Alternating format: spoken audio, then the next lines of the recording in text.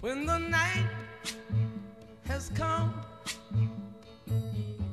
and the land is dark and the moon is the only light we'll see.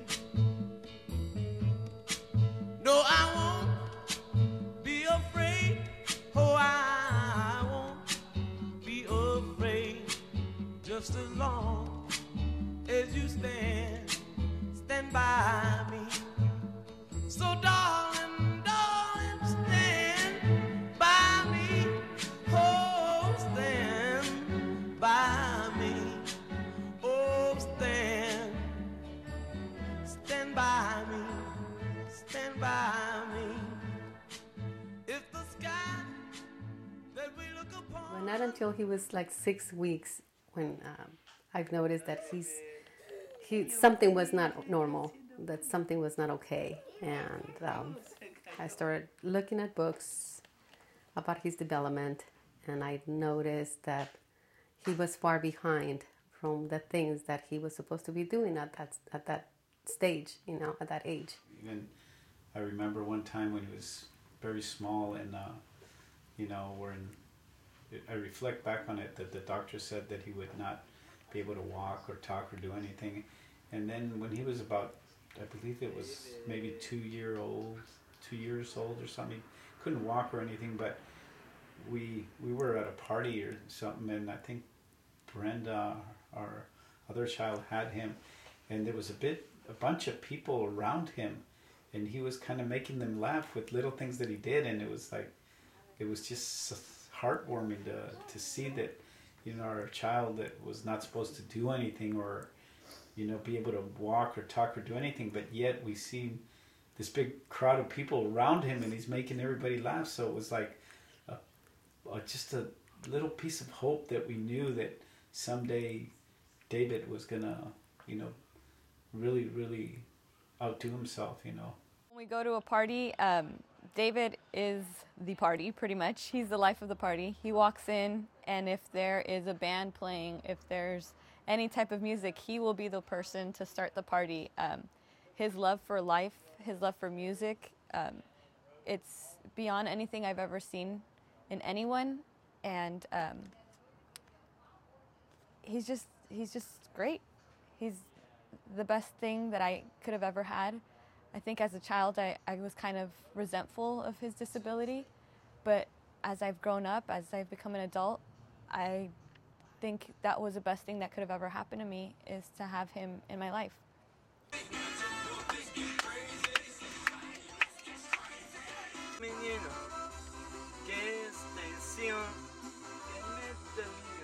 David loves to come over my house, and I think he just likes to come over to play the video games for the most part. But him and I think we just enjoy being around each other. I call him Poopy since he was a little kid, and when I see him, I say, how's my Poopy? And he enjoys it, and we just have a special love and a special bond for one another. I think he's a great kid. I love him with all my heart. Come on, Dad. No, just leave that right there, David. Come on. Dad. Come on, David. You do it. Come on, Dad. David, go, David. The 2 years first now. The moonwalk.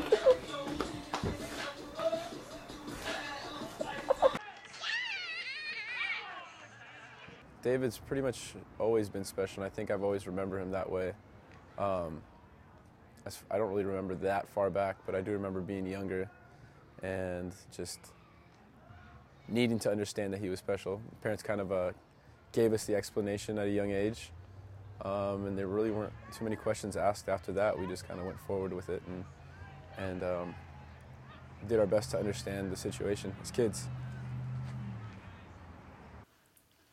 I think at first everybody was kind of just confused and didn't really know how to deal with the situation, because it was the first time that we've had someone in our family tree that was disabled, and so at that time everybody was kind of in a mode to help, but at the same time confused on how they can help and maybe just kind of looking away from the situation. And so a lot of it just fell on us to deal with it as we went. You know, it was a new thing for everybody. So I think people were intimidated with the situation because David was getting seizures and he was getting breathing problems. So people were intimidated in the sense of helping out because it was so new to us. It was, for us, it was even overwhelming. So I understand for someone outside Javier and me or other family members, it must have been really hard for them to really help us out, you know, not that they didn't want to, they just didn't know how to help us out.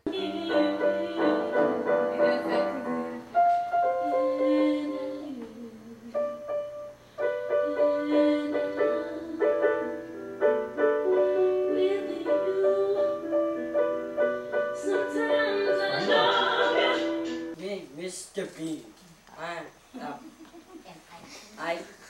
can see my little beanies passing after me.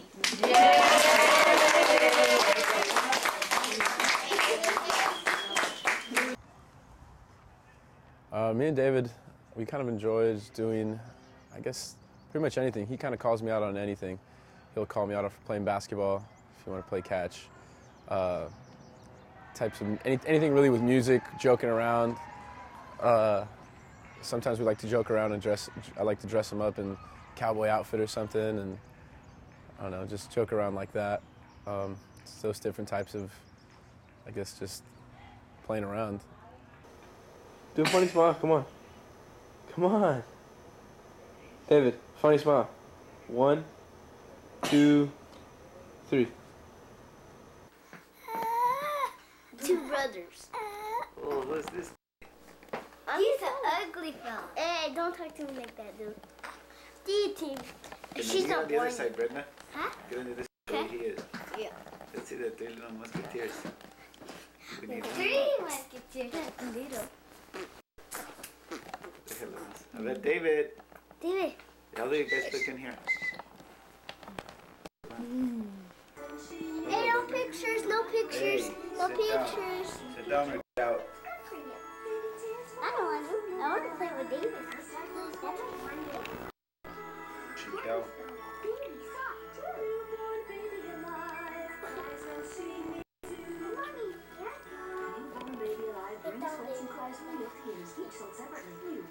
Hello, Bob.